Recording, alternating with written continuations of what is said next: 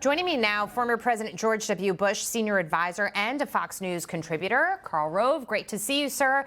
And I want to get your take on this. It's an over 4,000-page bill, and they're trying to pass it very, very quickly before the recess. It includes $45 billion in aid for Ukraine. Reports indicate that there are some checks and balances in there to kind of see where that funding is going. But some people are saying, wait a minute. Slow down. We need to understand this process a lot better, especially since we're in it for the long haul, Karl. Well, you're going to have oversight. The question is whether Congress is going to exercise it. The committees of jurisdiction, foreign affairs and foreign relations in the respective houses, armed services in both the House and Senate, have authority to call up witnesses and follow the money trail, so to speak, and we ought to do that. No administration likes doing it. We didn't like having an inspector general for Afghan and Iraq expenditures, but this administration probably doesn't want to have a same inspector general, but they're going to be saddled with it. But let's be clear about two things. First of all, it says something about the broken process of our country, that we are now here in the third month of the fiscal year, and we're talking about funding the biggest financial enterprise in the world without an annual budget. We need to have these expenditures in place before the beginning of the fiscal year through normal, regular order, the appropriations bills flowing through the committees, coming up to votes on the floor of the House and Senate, and being done before the end of the fiscal year at the end of September. So the administration and Congress are both to blame for this, and we better get our fiscal house in order. The second thing is I believe personally that the aid to Ukraine is absolutely vital to the national security and economic interests of the United States. A Russia that would feel the freedom to attack its neighbors. And this isn't the only neighbor he's talked about attacking. In July of 2021, Vladimir Putin issued a lengthy 7,000-word statement saying Ukraine is part of Russia, so is part of Poland, so is part of Slovakia. The Baltics, he said, let me remind you, it is the Royal Duchy of Lithuania and Russia.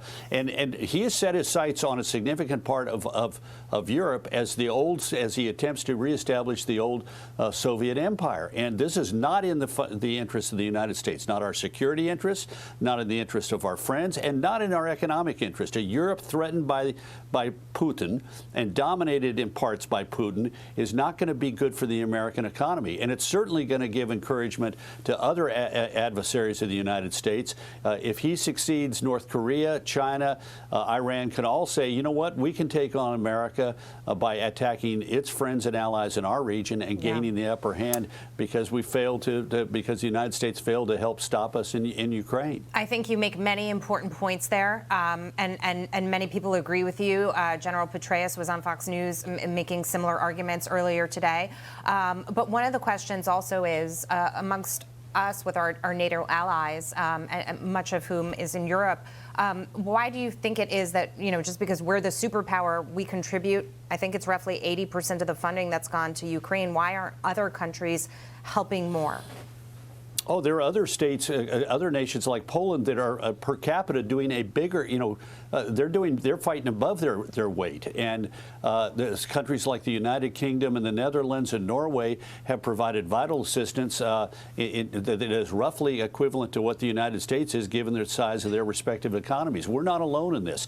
And not only that, but the attack on Ukraine has caused countries like Finland and Sweden. Sweden has been a neutral country for 300 years. Now it says we want to join NATO and put our military force in combination with those of Western allies. And Germany has said, you know what, we've got to step up and spend more money on the military. So the effect of the invasion of Ukraine by Putin has been to strengthen NATO, not to weaken it, and to cause countries to realize they need to step up and do either their fair share or, in some instances, to do more than their fair share.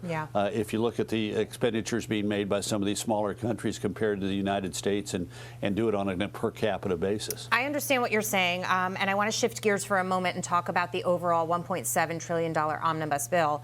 And this kind of rush to pass it includes the funding to Ukraine. Jason Chaffetz was on yesterday and said, we're in an inflationary environment here. We are not out of the woods economically in the United States, to the point that you made at the top of the segment, saying we need to get our fiscal house in order. And he was saying that Republicans should not pass this right now, that we should move forward with a continuing resolution and as you suggest, try to get things in order better. But you're shaking your head. You don't agree.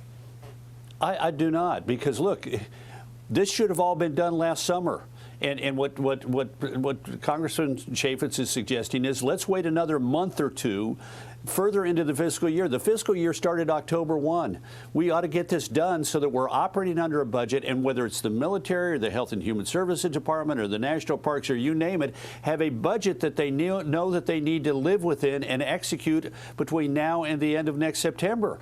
And we've already burned 3 months, October, November, December. If we were to wait another month or two, we would not get the government budget in place until we're nearly halfway through the fiscal year. That is financial stupidity. We got to get this thing done. We ought to be getting this thing done and saying, how can we avoid doing this again next year? Let's begin working on the appropriations bills in January and February so that by the end of the fiscal year in September, we have the budget in place for the federal government. What business could run itself with the kind of financial practices that our government is running, and delaying it a couple of months ain't going to make it better. Whew. Okay. It's quite a mess here. We're going to have to see how Congress moves forward and how they resolve this. Karl Rove, good to see you, sir. And if I don't see you, Merry Christmas.